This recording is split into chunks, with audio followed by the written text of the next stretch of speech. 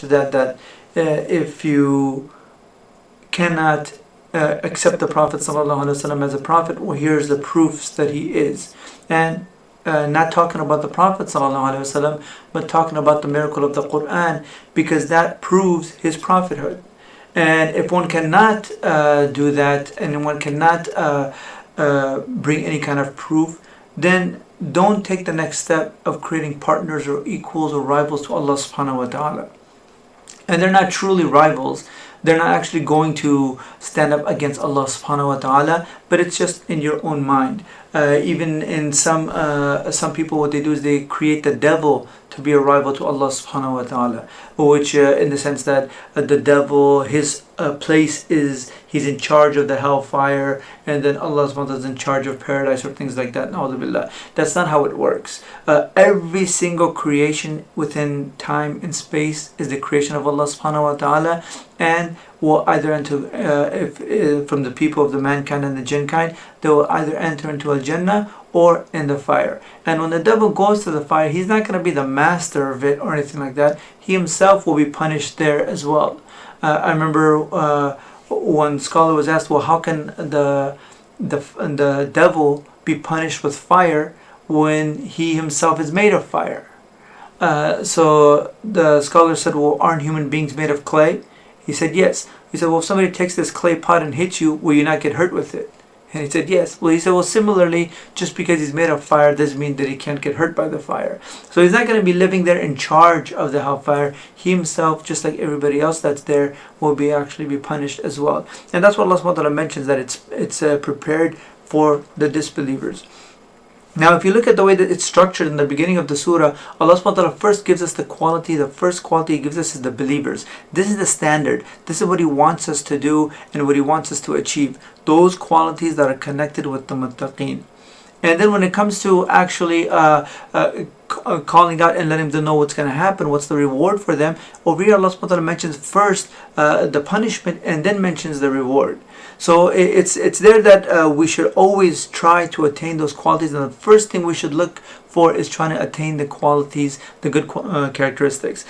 When we do that, we automatically remove the bad characteristics from our lives. And that's why in the Quran it says, "Inna salata tanha anil fahsha wal munkar." Salat will prevent you from doing evil and immoral things.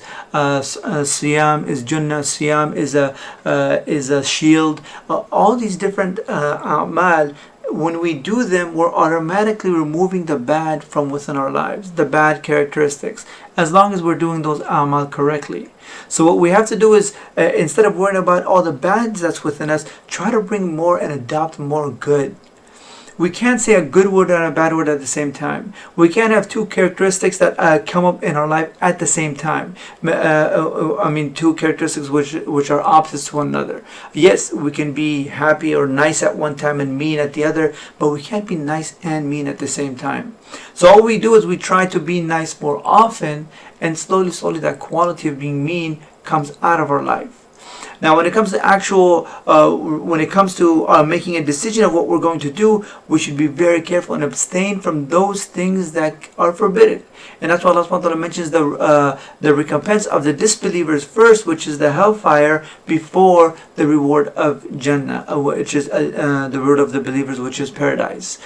So when it comes to characteristics, we think of the good qualities first, and slowly the bad qualities will move out of our life. And when it comes to actually doing a deed, we have to make sure that it's something permissible and it will not get us the anger of Allah subhanahu wa ta'ala, and instead will get us His pleasure. So that's what the ayah that we're at today, where Allah subhanahu wa ta'ala says, وَبَشِّرِ الَّذِينَ آمَنُوا وَعَمِلُوا الصَّالِحَاتِ أَنَّ لَهُمْ جَنَّاتٍ تَجْرِي مِنْ تَحْتِهَا الْأَنْهَارُ كُلَّمَا رُزِقُوا مِنْهَا مِنْ ثَمَرَةٍ رِزْقًا قَالُوا هَذَا الَّذِي رُزِقْنَا مِنْ قَبْلُ وَأُتُوا بِهِ مُتَشَابِهًا وَلَهُمْ فِيهَا أَزْوَاجٌ مُطَهَّرَةٌ وَهُمْ فِيهَا خَالِدُونَ. Allah subhanahu wa ta'ala talks about the believers and says, tells the Prophet sallallahu alaihi wasallam, give glad tidings to those who believe and do righteous deeds of paradise, that they will have gardens where rivers will flow under, and every time they are sustained with fruits from it, they're going to say, this is what we were sustained before, and they will be given similar fruits, and they will have pure, and they will abide there forever.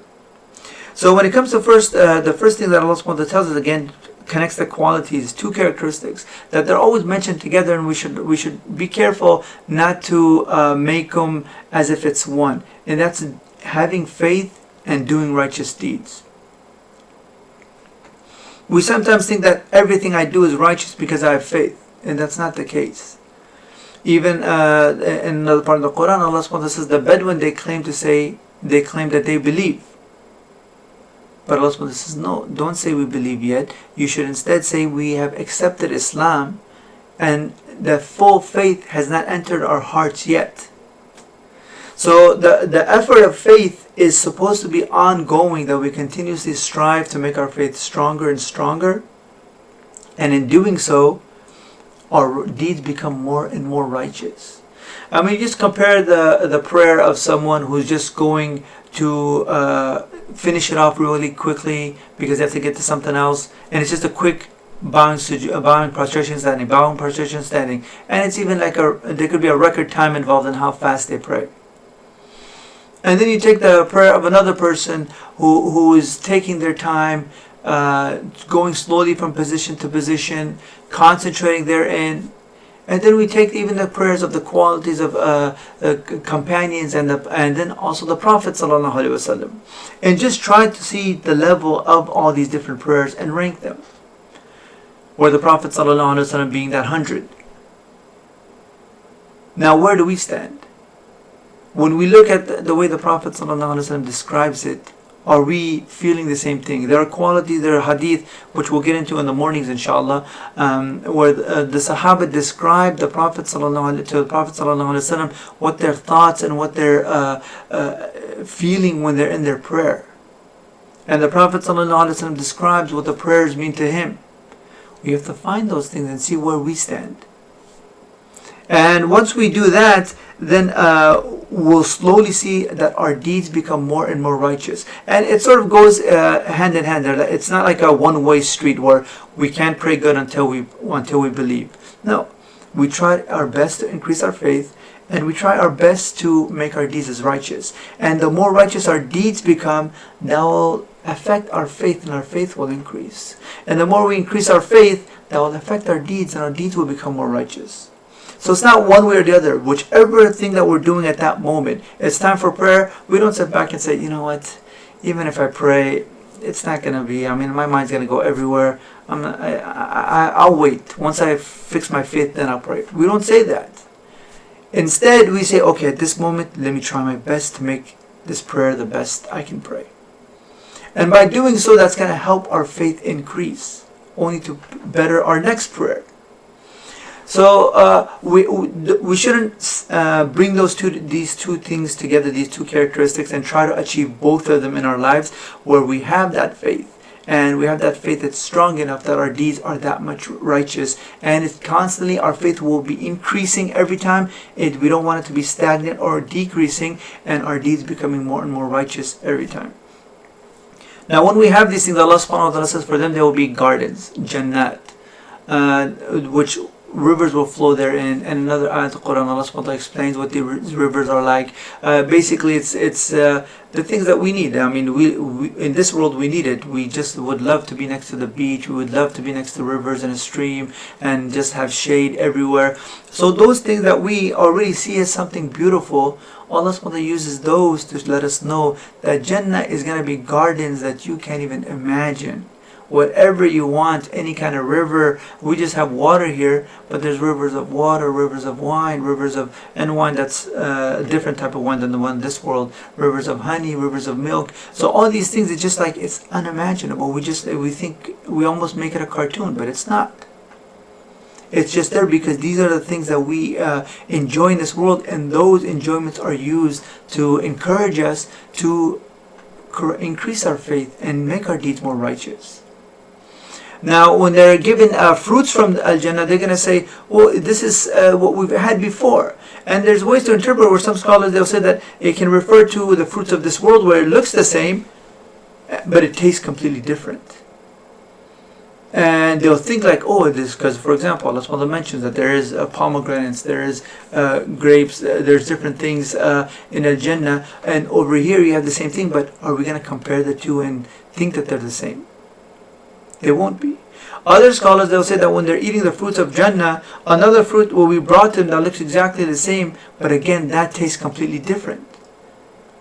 So they'll be given similar fruits, but it's not like over here, like, okay, I had enough, I can't eat anymore. That's because we're restricted to what? To a stomach, to food and water being a necessity. Over there, it's a desire, it's not a necessity. And there is no kind of things where we have our body working a certain way, or a certain amount of food has to be in our stomachs so every so while so we can stay healthy. If we eat too much, that's also unhealthy. Over there, these things, these rules don't apply. The physics that's in this world, the rules that are governing us in this world, are not over there. That's a place pure for enjoyment. That's it. And Allah subhanahu wa ta'ala then says, وَلَهُمْ فِي أَزْوَاجٌ مُطَهَّرَةٌ, that they'll also have pure spouses. Now in this world we also see that, for example, the women, they'll go through menstruational cycles. Men and women, when they, husband and wife, when they sleep together, they're both in a state where they have to go take a shower to purify themselves so they can pray, touch the Quran, or go to the masjid. These different cases where they become impure because of those situations. This again doesn't apply over there. Everyone's pure all the time. There's no impurity in paradise. And when time is spent together, there is no, one doesn't become impure. There's no specific time where bodies work a certain way. We don't have to worry about certain things like getting pregnant, or these kinds of things that is a hardship, is a burden upon us, even though the fruits of it is something we enjoy with our kids. But still, it is hardship, and it is things that we go through. We go through it because, again, this is the rules of this life. Whereas paradise, even the fact that we worship over here, we say, oh, this Allah subhanahu wa ta'ala is right, we have to prostrate to Him. We just pray Salat al-Maghrib. In Jannah, we don't prostrate. As people fall down to prostration, it will be said to them that, no, this is a place of reward. You don't have to do this. Go enjoy yourselves. And no matter what we have, anything, the blessing that we have in this world, whether we're a king, riches, health, and beauty, anything that we have in this world, the thing that makes it hard to enjoy is that we could lose it all at any moment. But this is taken away. There's another rule that's taken away when one goes to paradise, and it said, وَهُمْ فِيهَا خَالِدُونَ, and they will be there forever. So there's many other characteristics about Al-Jannah. Inshallah, we'll talk about it one day, where it's a specific topic only about paradise. But right now we're going slowly, and I don't want to make the videos too long where we're talking about so many different topics, even though we can branch one ayah off into so many different topics. But if I encourage everyone, don't wait for a lecture to happen in order for you to understand a topic. Go find out what the Prophet ﷺ says about Al-Jannah, all the hadith that are there. There's so many virtuous hadith that are there that tells us the beauty and what to expect in paradise, in ayahs of Quran. There's so much there that tells us and describes to us Al-Jannah. We should all be constantly trying to read these things, because this is there for us. It's there for us to encourage us to continuously believe and increase that faith and do righteous deeds, and continuously try to make them more and more righteous. So tomorrow night, inshallah, we're going to have a community discussion about Ramadan, how to make it something impactful in our life, as Ramadan is just around the corner. So tomorrow evening, we're not going to have the live video, but if you want, you can sign up with the community discussion. It's done through Zoom. You can download that app, sign up to it through the website, and it would just be a community discussion where at first there will be me giving a talk about the topic, and then the community everybody will have their chance to say a few words about the topic, or share their experiences about it as well. So for now, inshallah, I'll see you tomorrow. Jazakumullah khairan. May Allah subhanahu wa ta'ala give us and bless us to act on what was said. May Allah subhanahu wa ta'ala give us the true understanding of the Quran, and may Allah subhanahu wa ta'ala forgive us for all of our shortcomings. Jazakumullah khairan. Wassalamu alaikum wa rahmatullahi wa barakatuh.